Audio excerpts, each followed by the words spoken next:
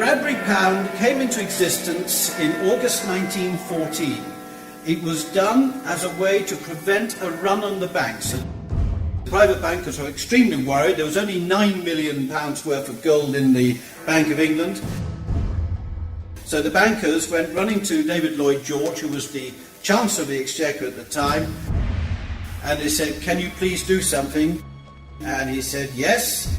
In 2 days, they got the Currency and Banknotes Act through Parliament, which authorised the Treasury, not the Bank of England, the Treasury, to issue debt-free and interest-free money based on the wealth of the nation.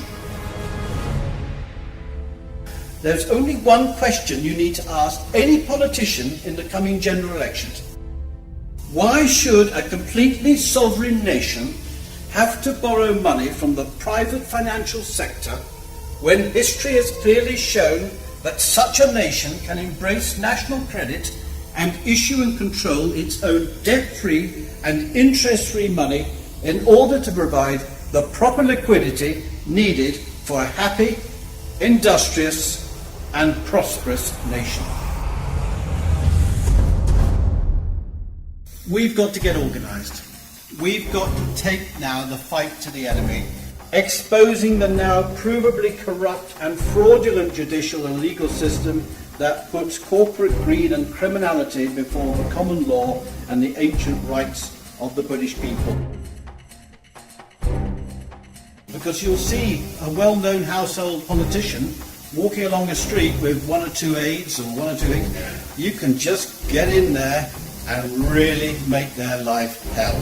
Peacefully, but very firmly, with the right questions.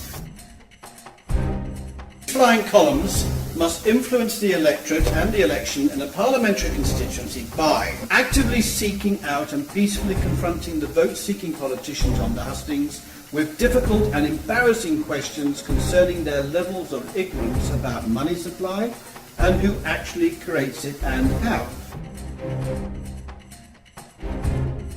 Create a high-profile truth surgery on the high street. Get a few trestle tables out, leaflets, and be there. Be like a political party, but you're not, and you're just telling people the truth. Enlisting public support and political commitment to the principle of national credit and the immediate restoration of a debt-free and interest-free Treasury-issued Bradbury Pound to end austerity.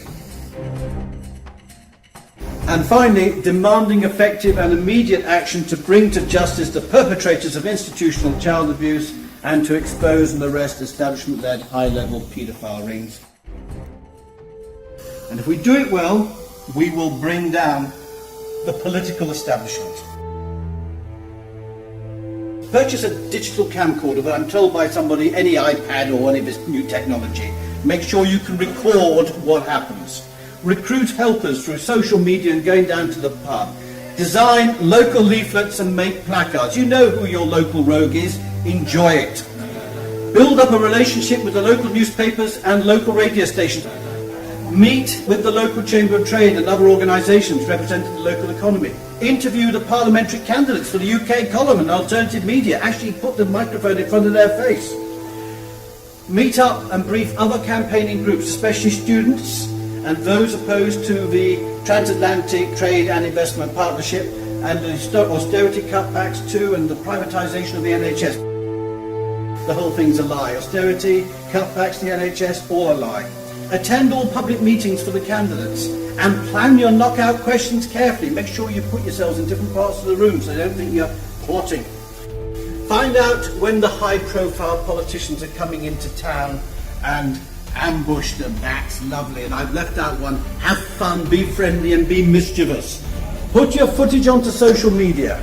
So, when Mr. Cameron comes into town, or the other chap, the Labour fellow, whatever his name is, go up to them, be really nice and ask the knockout questions and make sure you're being filmed by your people, because we'll love it.